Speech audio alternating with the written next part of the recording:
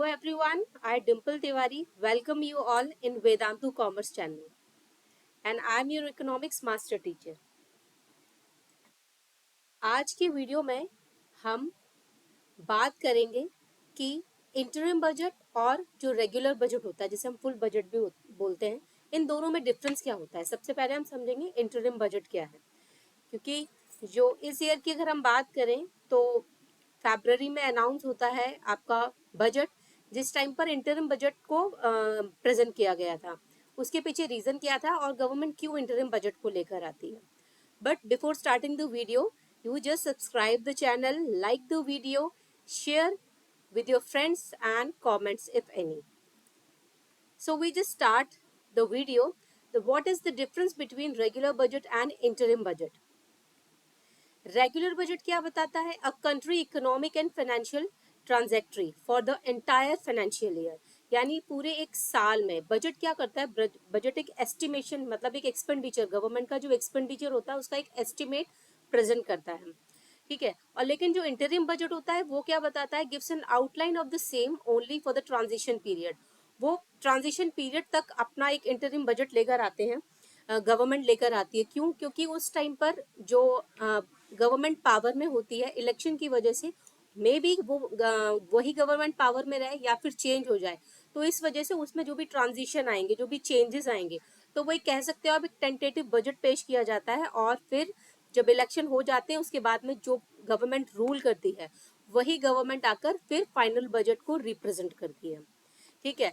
Finance minister set the regular budget would be, अगर हम इस साल की बात करें तो वो जुलाई में, यानी अभी आपका एक दो दिन में, यानी 23 तक हमारे पास में जो यूनियन बजट है फुल बजट वो आ जाएगा। इंटरिम बजट एक आपका कह सकते हो टेंटेटिव बजट होता है, कुछ हाइलाइट्स वो दे देते हैं, लेकिन क्योंकि वो एक ट्रांजिशन पीरियड के लिए होता है उसमें कुछ चेंजेस किए जा सकते हैं बाय द नेक्स्ट गवर्नमेंट, क्योंकि इलेक्शन के बाद पता नहीं है कि कौन सी गवर्नमेंट रूल करे, वही रूल करेगी कोई दूसरी आएगी, इस वजह से इंटरिम बजट को रिप्रेजेंट किया जाता है। अब सबसे पहले बात ये करेंगे कि फर्स्ट टाइम पर इंटरिम बजट कब आया था। तो फर्स्ट इंटरिम बजट जो आया था वो आपका फाइनेंस मिनिस्टर आर के सामुखन शेट्टी, इन्होंने प्रेजेंट किया था, जो सिर्फ 7 महीने के लिए था, 15 अगस्त 1947 टू 31 मार्च 1948 तक का। The interim budget was passed since the budget that had been passed by the Constituent Assembly went out the operation after the country was partitioned.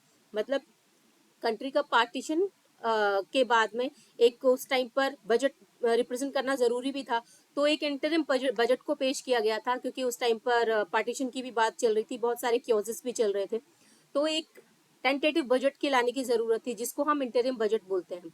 यानी उसमें आपका इंटरिम बजट है तो उसमें डेफिनेटली आपका क्या चेंजेस होने वाले हैं, गवर्नमेंट दूसरी आए या फिर किसी और वजह से भी। Why does the government prepare an interim budget? The regular budget process may be interrupted during election year by the shifting of power. जैसे अभी मैंने आपको बताया है, पावर अगर शिफ्ट होती है from one government to another government, तो वो कुछ चेंजेस करेगी, उसके हिसाब से उससे चीजें जो सही नहीं लगेगी उसमें बदलाव करेगी। तो ये सबके साथ ही होता है, मतलब सबके साथ इन द सेंस, जब भी इलेक्शन होंगे तो जो भी गवर्नमेंट आएगी उसको उस ईयर पर इंटरिम बजट रिप्रेजेंट किया जाता है, ताकि जब फाइनल हो जाए कि कौन सी गवर्नमेंट पावर में है वो अपने हिसाब से फुल बजट को प्रेजेंट करे। To guarantee that government operation and key services run smoothly until the next administration, ताकि जो नेक्स्ट जो भी पार्टी आए वहां पर सारी जो भी तब तक जो भी चीजें चल रही हैं बजट से रिलेटेड या जो भी एक्सपेंसेस चल रहे हैं वो एक स्मूथ मैनर में चल पाए। The departing government prepares N interim budget, तो डिपार्टिंग कह सकते हैं, मतलब क्यों? क्योंकि जो पार्टी उस टाइम रूल कर रही होती है ऑन द करंट सिचुएशन, क्योंकि उसको कुछ 100% पता नहीं है कि वही आएगी या कोई और आएगी, तो वो आपका एक प्रिपेयर करती है बजट, ताकि जो नेक्स्ट आए वो उसमें चेंज कर पाए अपने हिसाब से, अगर वो आएगी तो वो खुद भी चेंज करेगी। अब है डिफरेंस क्या होता है यूनियन और इंटरिम बजट में। It outlines government expenditure and revenue proposals until a full fledge budget is presented by the new government.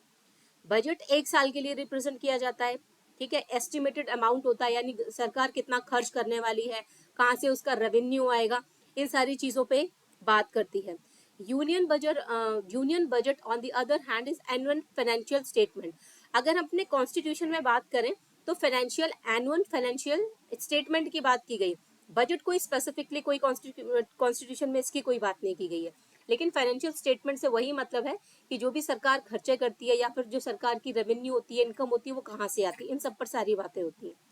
That outlines the estimated cost, यानी कितना कॉस्ट करेगी, कितना एक्सपेंस करेगी government of the fiscal year, यानी उस fiscal year में कितना कितना उसका खर्चा होगा, कहाँ से रेवेन्यू आएगा, कहाँ पर उसका इन्वेस्टमेंट होगा, कहाँ उसका डिसइन्वेस्टमेंट होगा, इन सारी चीज़ों पर बात करती है।